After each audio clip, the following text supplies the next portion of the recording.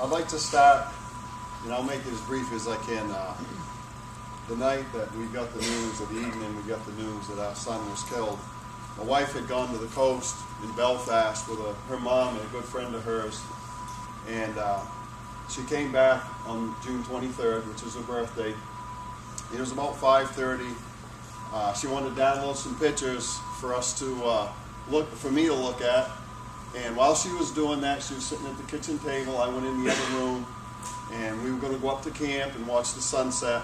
So I went in the other room, and I was looking for some paperwork, and I looked out the window facing the driveway, and there was a van pulled up. I didn't see the plates, and wondering who it was. And then all of a sudden, two soldiers, after 20 or 30 seconds, two soldiers in uniform stepped out, and all I could say was, "Oh no." I knew that our son was gone. I didn't know what happened.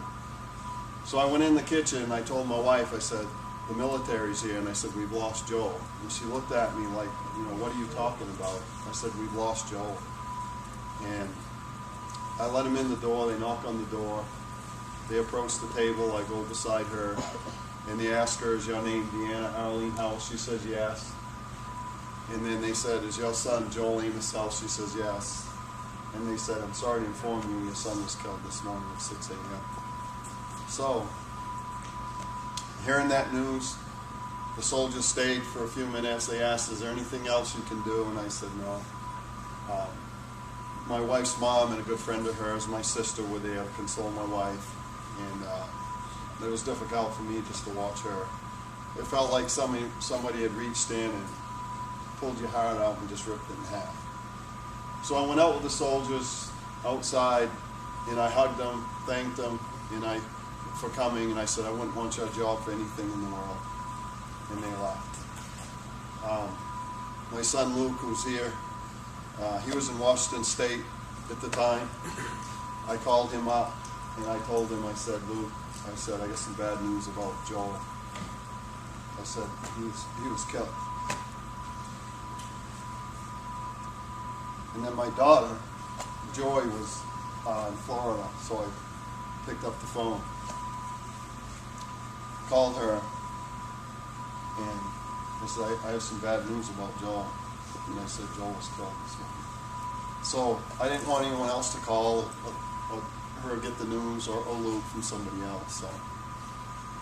So from that, there were 3 other soldiers killed, and an Iraqi interpreter and my son. So 5 people were killed in that one explosion. It was very catastrophic. So from that, our son was buried. His body came home about a week and a half later. We went to the airport off the Hammond exit, and some of our family members were lined up, shoulder to shoulder. And the plane is sitting there, and there was another soldier on the plane from New York State that had been killed also. And Joel's cousin, Luke's cousin, his first cousin was also active, still active, escorted his cousin's body home from Dover Air Force Base. And we're waiting there, and all of a sudden they roll the casket out in the opening. And they lower the casket down, put it in the hearse.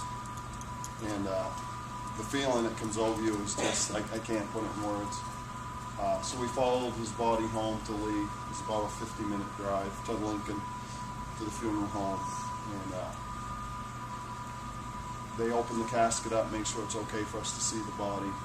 So Luke and my wife and I and my daughter walk up to the casket and see our son laying there. And again, you can't put it in words when you see your loved one in a casket.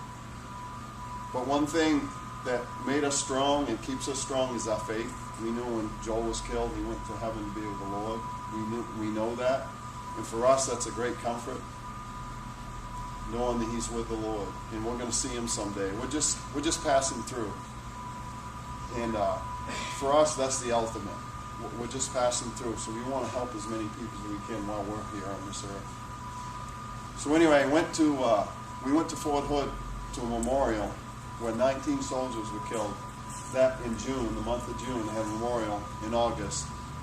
19 soldiers were in this chapel. You got 19 families and all their pictures up front. All these young men were killed fighting for our freedom. And listening to the different stories from the different representatives of each of the soldiers, and then getting to meet with the families after was somewhat of a comfort. And then from that, we went to a home that the Laguerre family invited us to come to, where our son used to go after singles group at church, and during the duration of the memorial service. And they had a nice supper for us, had it catered. So we got to meet the family, the other three families, on a more personal basis, which was great. And the next morning I got up and was in the living room talking to the husband, Mark Laguerre, wonderful people. We were talking about the war and what had happened. And all of a sudden, tears just flowed down my cheeks. It's like God was calling me. It was like, wasn't verbally, but inside me, like, there's got to be a way we can help the Gold Star families. And then from there, went to the veterans. That's where the idea for House in the Woods came from.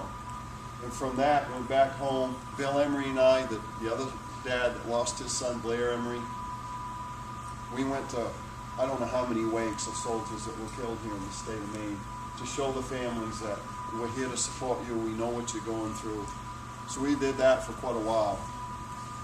And as we worked on this project to try to get a nonprofit, it took us up to 3 years. I called people, my wife called people, we called veterans groups, we called politicians. There was a couple politicians, believe it or not, that were helpful. But so through all this journey, I wouldn't trade it for anything in the world. But as we progressed closer and closer to getting our nonprofit, as I was telling Derek earlier, we were rejected twice by the IRS to try to organize this program. And for me, as a parent losing my son, I can't even imagine anybody, when I explain to them, all we want to do is help veterans and Gold Star families. That's all we want to do. And they still looked on us like we don't fit the criteria. Well, this is the ultimate. There's no other criteria. So I ended up calling the IRS anyway on my own. We were 10 months, nothing was done. So I called the agent up, and we had 3 or 4 different conversations. Finally, I said, you know what, I'm going to do this program with or without your permission, so I'm confused. You tell us one thing, you want us to do another.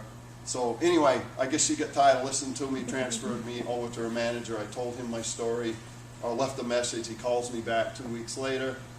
I explained to him everything. He says, you know what, I'm a 20-plus year veteran. I'm going to help you get your nonprofit status. And then within 3 to 4 weeks, we had a letter in the mail saying we're a 501c3 nonprofit in 2010. That's how, in a nutshell, how we became a nonprofit status.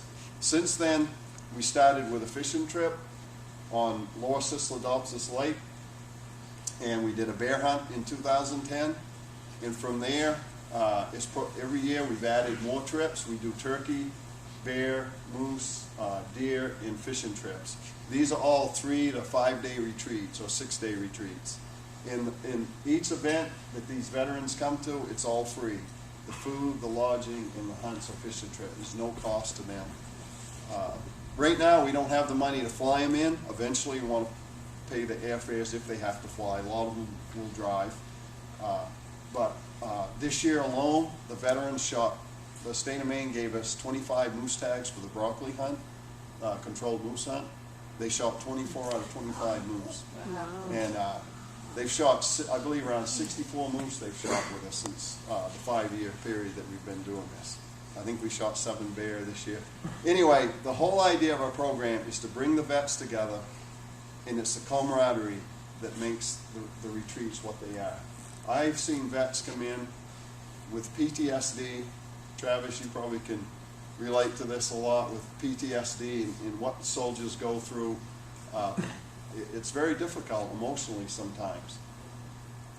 And when they come in, they're very quiet. We had a gentleman, a soldier last year. He came into bear camp, and pretty much the whole time he was just sharpening his knife. He'd talk, but very rarely.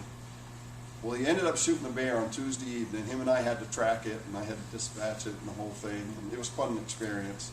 It made him a little nervous. He was behind me. It was quite an experience. But Anyway, through that experience, he got up the next morning, clean shaven, and he says, I want to help your program.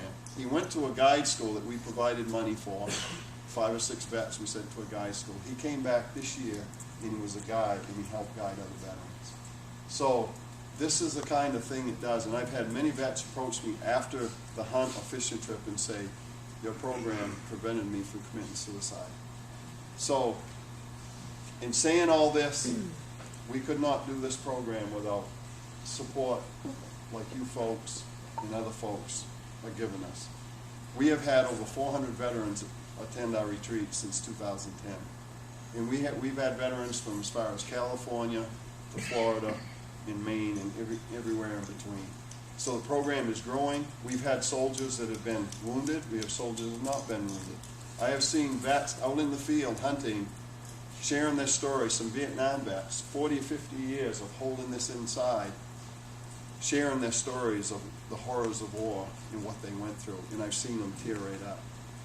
And this is an outlet because they would not come in necessarily and talk to the civilian world, but they will talk amongst themselves. And that's what, it's a simple concept that works. And it's very simple. We're just, I call it the good old boy. It's like going to hunting camp or fishing or going with your family for a summer vacation.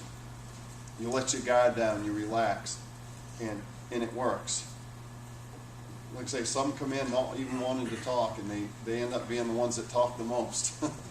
And but it's really neat to see the changes in their lives. And I cannot express, if any of you folks here want to come up and attend and talk to the vets, you're welcome on our trips anytime. It'll be a life changer. It'll change your life. It's changed our lives. And I want to share that with other people. So a big thank you to our veterans and those who have served our country in the past, who are serving today.